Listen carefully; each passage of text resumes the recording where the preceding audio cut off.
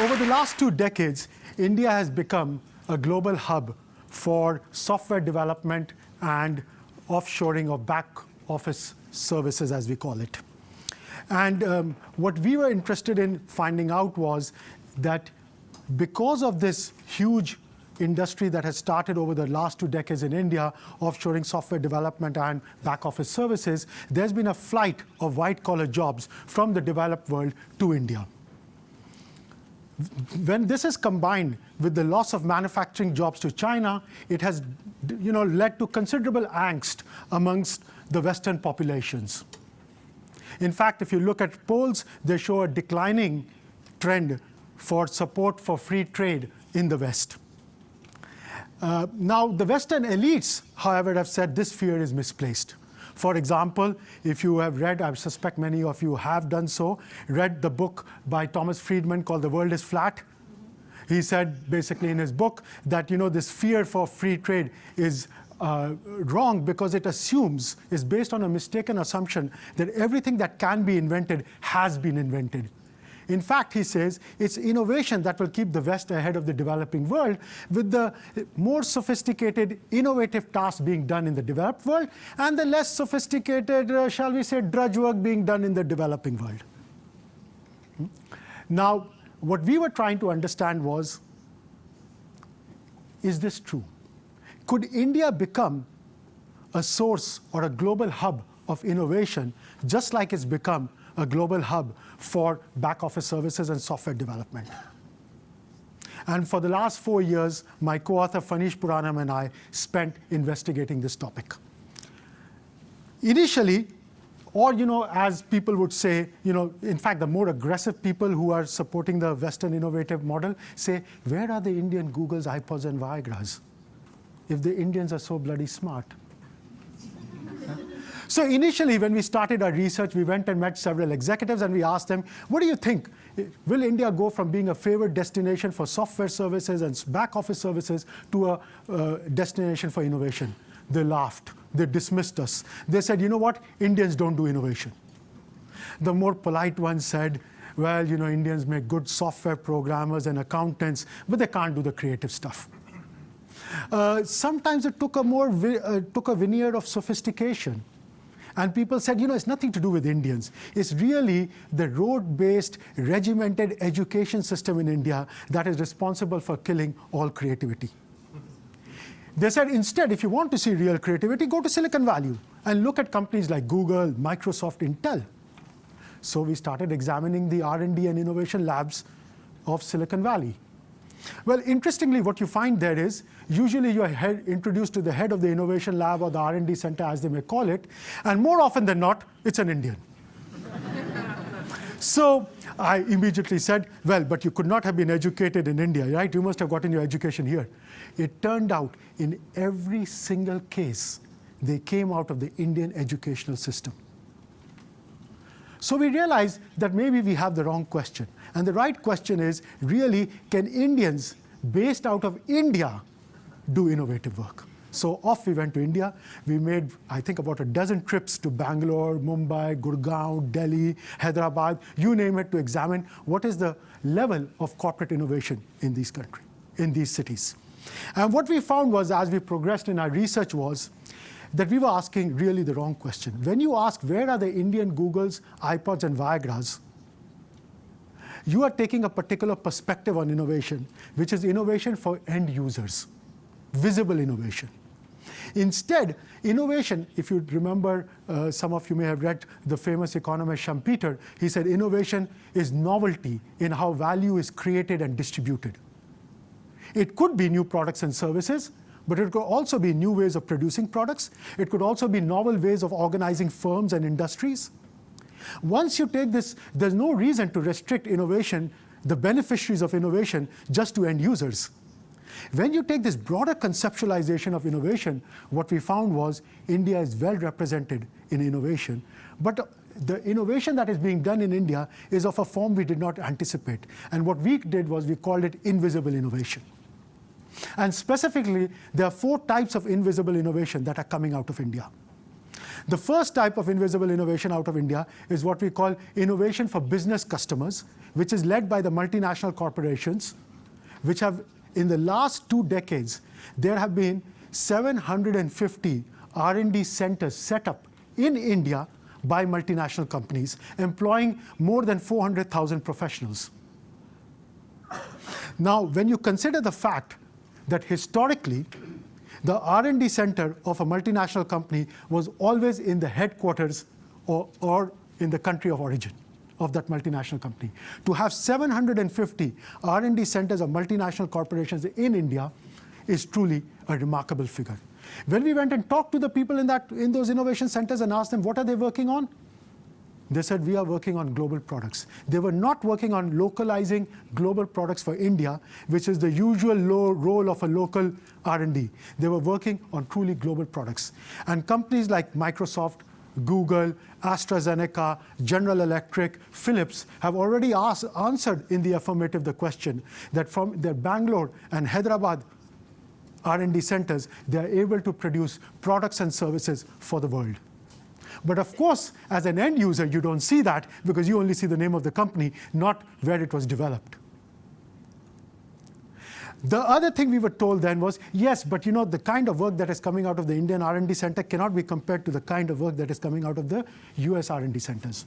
So my co-author, Fanish Puranam, who happens to be one of the smartest people I know, said he's going to do a study. What he did was, he looked at those companies that had an R&D center in USA and in India.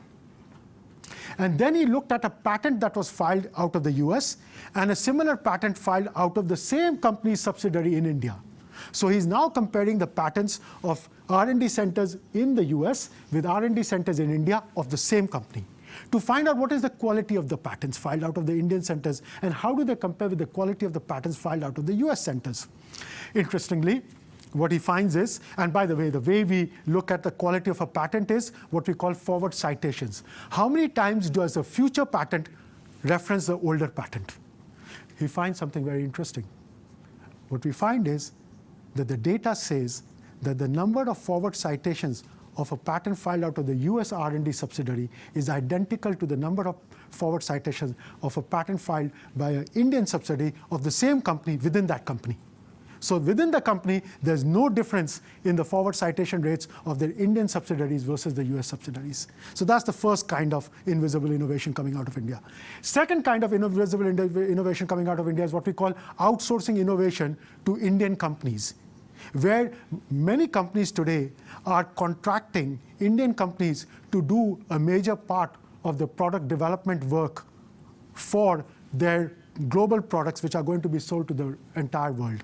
For example, in the pharma industry, a lot of the molecules are being developed, but you see a major part of that work is being sent to India. For example, HCL Technologies, they developed 2 of the mission critical systems for the new Boeing 787 Dreamliner, one to avoid collisions in the sky and another to allow landing in zero visibility. But of course, when you climb onto the Boeing 787, you're not going to know that this is invisible innovation out of India. The third kind of invisible innovation coming out of India is what we call process innovations because of an injection of intelligence by Indian firms.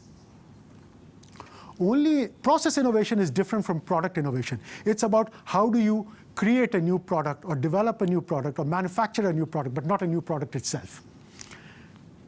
Only in India do millions of young people dream of working in a call center. What happens, you know, it's a dead-end job in the West where high school dropouts do. What happens when you put hundreds of thousands of smart, young, ambitious kids on a call center job? Very quickly, they get bored and they start innovating. And they start telling the boss how to do this job better. And out of this process innovation comes product innovations, which are then marketed around the world. For example, 24/7 Customer, traditional call center company, used to be a traditional call center company. Today, they're developing analytical tools to do predictive modeling so that before you pick up the phone, you can guess or predict what this phone call is about. Is because of an injection of intelligence into a process which was considered dead for a long time in the West. And the last kind of innovation coming out, invisible innovation coming out of India, is what we call management innovation. It's not a new product or a new process, but a new way to organize work. And the most significant management innovation to come out of India, invented by the Indian offshoring industry, is what we call the global delivery model. What the global delivery model allows it allows you to take previously geographically co-located tasks, break them up into parts, send them around the world where the expertise and the cost structure exists, and then specify the means for reintegrating them. Without that, you could not have any of the other invisible innovations today. So what I'm trying to say is, what we are finding in our research is that if products for end users is the visible tip of the innovation iceberg, India is well represented in the invisible, large, submerged portion of the innovation iceberg. Now, this has, of course, some implications. And so we developed 3 implications of this research. The first is what we call sinking skill ladder. And now I'm going to go back to where I started my conversation with you, which was about the flight of jobs.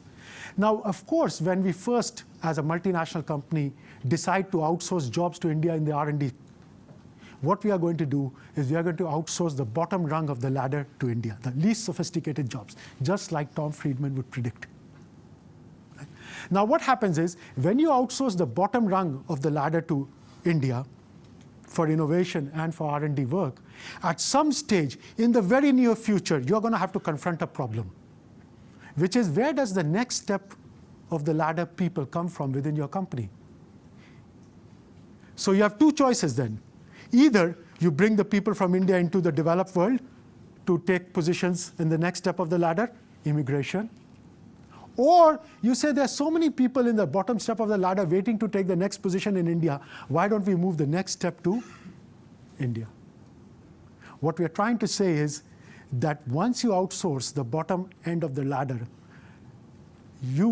it's a self-perpetuating act because of the sinking skill ladder. And a sinking skill ladder is simply the point that you can't be an investment banker without having been an analyst once. You can't be a professor without having been a student. You can't be a consultant without having been a research associate. So if you outsource the least sophisticated jobs, at some stage, the next step of the ladder has to follow. The second thing we bring up is what we call the browning of the TMT, the top management teams. If the R&D talent is going to be based out of India and China, and the largest growth markets are going to be based out of India and China, you have to confront the problem that your top management of the future is going to have to come out of India and China. Because that's where the product leadership is, that's where the important market leadership is. Right? And the last thing we point out in this slide, which is, that to this story, there's one caveat. India has the youngest growing population in the world. This demographic dividend is incredible, but paradoxically, there's also the mirage of mighty labor pools. Indian institutes and educational system, with a few exceptions, are incapable of producing students in the quantity and quality needed to keep this innovation engine going. So companies are finding innovative ways to overcome this, but in the end, it does not absolve the government of the responsibility for creating this educational structure. So finally, I want to conclude by showing you the profile of one company, IBM.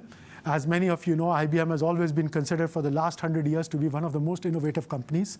In fact, if you look at the number of patents filed over history, I think they are in the top 2 or 3 companies in the world of all patents filed in the USA as a private company. Here is the profile of employees of IBM over the last decade. In 2003, they had 300,000 employees or 330,000 employees, out of which 135,000 were in America, 9,000 were in India.